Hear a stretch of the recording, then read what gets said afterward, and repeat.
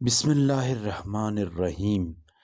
اللہ کے لیے حمد و ستائش ہے، ہر وہ حمد جو اس کے مقرب فرشتے، بزرگ ترین مخلوقات اور پسندیدہ حمد کرنے والے بجا لاتے ہیں۔ ایسی ستائش جو دوسری ستائشوں سے بڑی چڑھی ہوئی ہو، جس طرح ہمارا پروردگار تمام مخلوقات سے بڑا ہوا ہے۔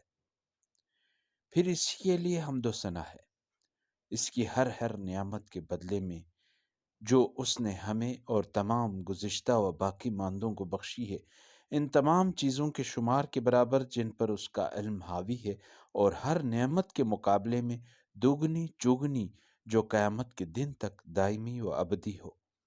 ایسی حمد جس کا کوئی آخری کنارہ اور جس کی گنتی کا کوئی شمار نہ ہو، جس کی حد نہایت دسترس سے باہر اور جس کی مدت غیر مختتم ہو۔